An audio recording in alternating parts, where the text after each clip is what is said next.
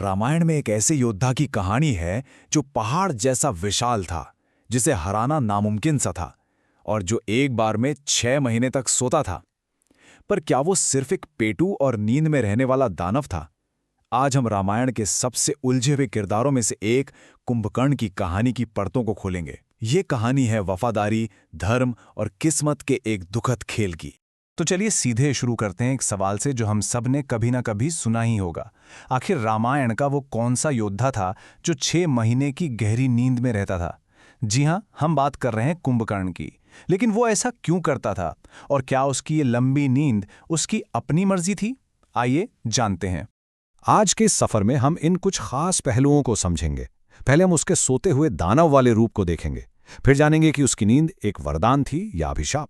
हम उसकी बुद्धिमानी की बात करेंगे, युद्ध में उसके धर्म संकट को महसूस करेंगे, और आखिर में ये समझने की कोशिश करेंगे कि उसकी विरासत कितनी जटिल है। तो सबसे पहले ये कुंभकर्ण था कौन? वो था लंका का राजा, रावण का छोटा भाई। और जब मैं कहता हूं विशाल, तो मेरा मतलब है सचमुच का विशाल।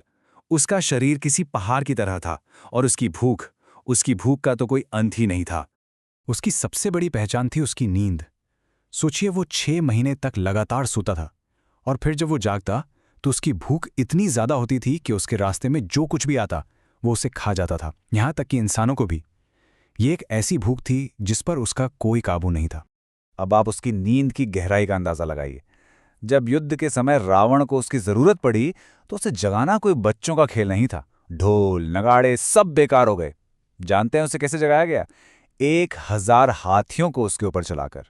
जी हां, 1000 हाथी। इतनी गहरी थी उसकी नींद। लेकिन यहां एक बड़ा सवाल उठता है, क्या कुंभकर्ण हमेशा से ही इतना सोना चाहता था? जवाब है बिल्कुल नहीं। उसकी ये जो लंबी नींद थी ना, वो असल में एक वरदान था जो गलती से एक अभिशाप बन गया। चलिए इसके पीछे की कहानी जानते हैं।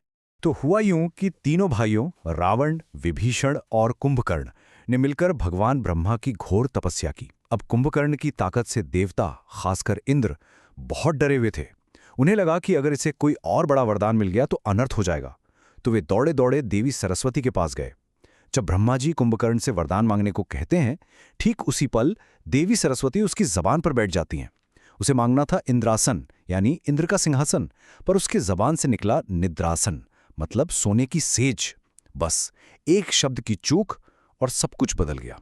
अब रावण अपने भाई से बहुत प्यार करता था। उसे समझ आ गया कि ये तो बहुत बड़ी गड़बड़ हो गई। उसने ब्रह्मा जी से विनती की कि वे इस वरदान को वापस ले लें। ब्रह्मा ने वरदान को पूरी तरह तो नहीं बदला, लेकिन उसमें एक छोटा सा बदलाव कर दिया। उन्होंने कहा कि कुंभकर्ण 6 महीने सोएगा और फिर सिर्फ एक दिन के लिए जागेगा और फिर वापस सोने चला जाएगा। इस तरह एक महाशक्तिशाली योद्धा हमेशा के लिए किसी काम का नहीं रहा। हम ज्यादातर कुंभकर्ण को एक सोते हुए दानव के तौर पर ही जानते हैं, है ना? लेकिन ये पूरी कहानी नहीं है। पर्दे के पीछे वो एक बहुत ही बुद्धिमान और धर्म को मानने वाला व्यक्ति भी था। जी हाँ, ये सच है। उसका बाहरी रूप भले ही राक्षसी था, लेकिन अंदर से वो एक नेक इंसान, एक होशियार सलाहकार और एक बेखौफ योद्धा था। उसकी काबिलियत से तो देवता इंद्र तक जलते थे। उसकी समझदारी का सबसे बड़ा सबूत हमें तब मिलता है जब उसे युद्ध के लिए जगाया जाता है। जैसे ही उसे पता चलता है कि रावण ने सीता का अपहरण किया है, वो अपने भाई को खूब डांटता है। वो रावण को समझाता है कि तुमने जो किया है वो विनाश का रास्ता है। उसने कहा, बिना सोचे समझे किया गया काम वैसे ही नष्ट हो जाता है जैसे बिना तैयारी के दी गई आहुति। लेकिन अफसोस, रावण ने उसकी एक ना सुनी। और बस यहीं से कुंभकर्ण की जिंदगी का सबसे दुखद अध्याय शुरू होता है। एक तरफ उसका ज़मीर था जो सही गलत जानता था, और दूसरी तरफ उसका कर्तव्य जो उसे एक अलग ही रास्ते पर खींच रहा था। सोचिए, ये जानते हुए भी कि उसका भाई रावण गलत है और वो अधर्म की लड़ाई लड़ने जा रहा है, उसने फिर भी अपने भाई का साथ देने का फैसला किया। क्यों? क्योंकि वो अपने परिवार और अपने राज्य के प्रति वफादार था। वो जानता था कि वो गलत पक्ष की ओर से लड़ रहा है, पर वो अपने भाई को अकेला नहीं छोड़ सकता था।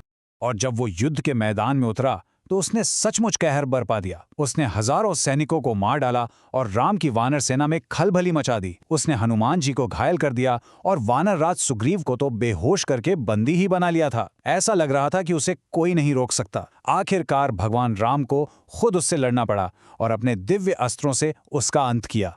कुंभकर्ण की मौत का रावण पर इतना गहरा असर हुआ था कि वो ये खबर सुनकर बेहोश हो गया। ये दिखाता है कि दोनों भाइयों के बीच कितना गहरा प्यार था। रावण को उसी पल एहसास हो गया कि उसने अपना सबसे बड़ा सहारा खो दिया है और अब उसकी हार तय है। वो सचमुच बर्बाद हो चुका था।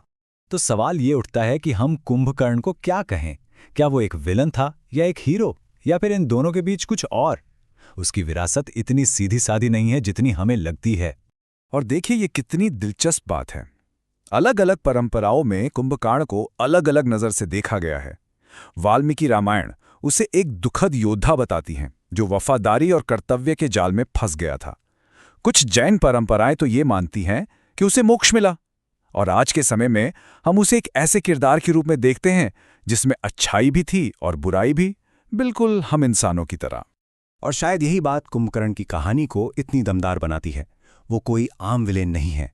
उसका किरदार हमें सिखाता है कि जिंदगी में सही और गलत के बीच चुनाव करना कितना मुश्किल हो सकता है, खासकर जब बात वफादारी और धर्म की हो। वो एक दुखद हीरो है जिसका अंत उसकी किसी बुराई की वजह से नहीं, बल्कि उसकी अटूट वफादारी की वजह से हुआ। तो मैं आज आपको इसी सवाल के साथ छोड़े जा रहा हूं, क्या कुंभकर्ण एक खलनायक था या फिर वो बस अपने किस्मत और हालातों का मारा एक नायक था? उसकी कहानी हमें याद दिलाती है कि दुनिया में हर चीज सिर्फ काली या सफेद नहीं होती। कभी कभी सबसे बेहतरीन कहानियां इसी धुंधले से सलेटी रंग में छिपी होती हैं।